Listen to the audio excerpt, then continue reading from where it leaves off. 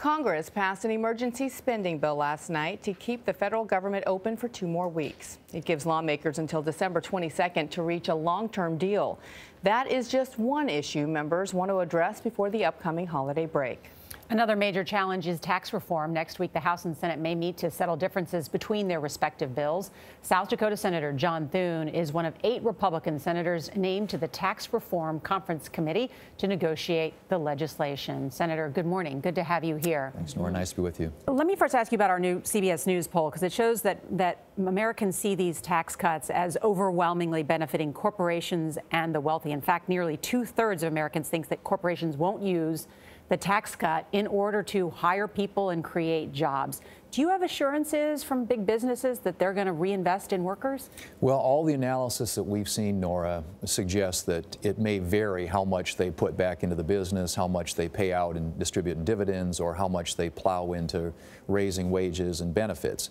But it's some amount. And if you use 25% or 75%, you get a different number. But all the analysis that has been done suggests that reducing the corporate rate, the business rate, a lot of that money is going to flow back into higher wages. And so we've seen as much as $4,000 per household in this country in terms of the wage impact of lowering the business rates.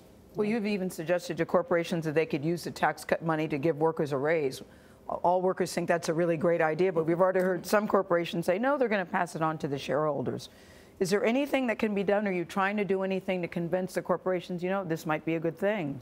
Well, of course, we'll encourage it, Gayle. In a free market economy, obviously, they're going to make that decision. But we think that if they distribute it in the form, you know, of dividends to shareholders, that's getting back into the economy. That's going to benefit a lot of pension funds, a lot of retirement funds. Not better than the workers, though. But we think a lot of it will go back to workers. I mean, any company that sees their tax burden reduced by that amount is, if they want to grow and expand their operation, going to have to hire more workers. And in a competitive labor market, we think that raises wages for workers in this country. And clearly, so many of these issues are partisan. One that's not is the Children's Health Insurance Program, CHIP. Right. It has bipartisan approval. There's actually a new paper out this morning, an op-ed in the New York Times from a bipartisan group of governors saying, please save kids' health care.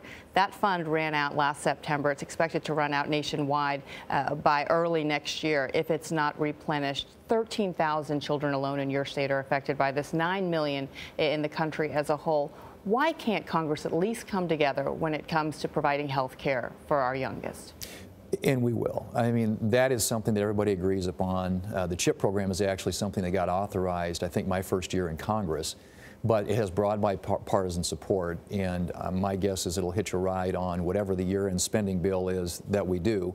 As you noted, in my state, for example, the impact isn't going to be felt till early next year, so we've got a little bit of a window here, but I think it'll get done in the next couple of weeks. A lot of worried families out there. Right. Let me ask you this, because we did some of the analysis on the median household income in your state of South Dakota, where the average income is about $50,000 a year, right? So that person would pay about 1.4% less in taxes. The wealthiest, though, 1% of South Dakotans would pay nearly 4% less. That's based on the Senate tax plan. So what would you say to the middle-class citizen in South Dakota who says, why are they getting a bigger cut?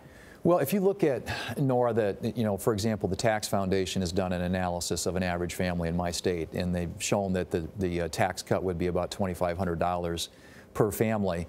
But I just ask people, sit down and look at your own tax circumstances, plug in your numbers into your tax return. If you double the standard deduction, if you double the child tax credit, if you get the benefit of the lower rates, an average family of 4 with a combined annual income of $73,000 a year is going to see a reduction of about $2,200, and that represents a 60% reduction over what they're paying under current law. So everybody's circumstances are going to be different, but if you're on the lower end of the income scale with that doubling of the standard deduction, I think you're going to see a dramatically lower tax bill. And I get you're trying to simplify the tax code, but for what about the people that are losing the deductions that they count on, state and local taxes, medical expenses, the student loan interest? I mean, all of those could really hit people. Well, there will be fewer itemizers because although many of those deductions that you mentioned are kept in the Senate version of that bill. So if you want to itemize, you can still take charitable, you can still take mortgage interest, you can still take medical expenses above a certain amount. And so those could, if you choose to itemize, you can still take advantage of that.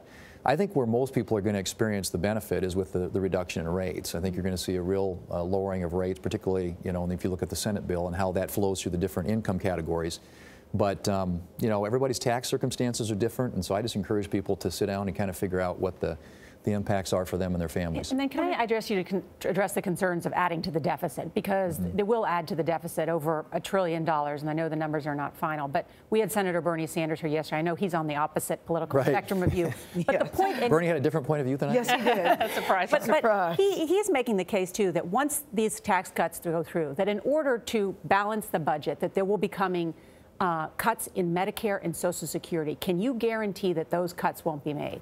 Well, what I would guarantee is that if we make reforms, and we do need to make reforms to make entitlement programs sustainable, that those are going to be reforms that might, for example, say lessen the rate of growth in some of those programs over time.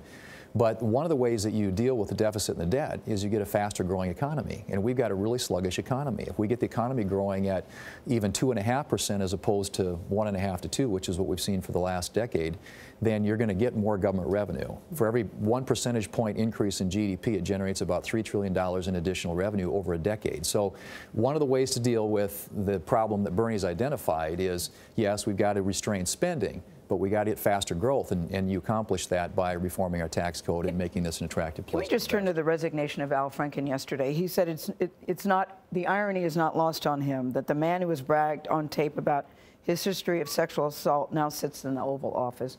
What do you say to that now that it looks like Roy Moore might be coming to Senate? Well, I mean, I think there are men across all kinds of different industries that are learning that there are consequences to bad behavior, and I think that's a good thing. You know, what happened yesterday is unfortunate in the Senate, but I think on Capitol Hill, the discussion that we're having right now is long overdue. Yes. And I think what it points out is that action is needed. You know, we can't continue to accept the status quo there or anywhere else for that matter. You had called for Roy Moore to step aside. That clearly is not the case. What will you all do if he's elected? Well, I think the one thing I've said all along is if he comes to Washington, he'll immediately be under an ethics cloud, probably an ethics investigation. The result of which could be recommending expulsion, could be recommending censure. There are different things that the Ethics Committee can conclude. But it's a huge distraction. I mean, the simplest, wisest thing for him to do in the best interest of the country and our party is to step aside and allow another Republican to get into that race, because I think we would win the seat. And yet the RNCs are supporting him. Yeah. Well, and that's unfortunate. I don't condone that. I think they made the right move in the first place. All right, Senator Thune. Very good. Yeah, good to have you. Very good to be with you all. Thank you. Merry Very Christmas nice to early. see you in person. Yeah, likewise. Look as good in person as you do on TV. Yeah. Thank you very much. Cramps. Thanks, Gayle. Welcome. You're welcome.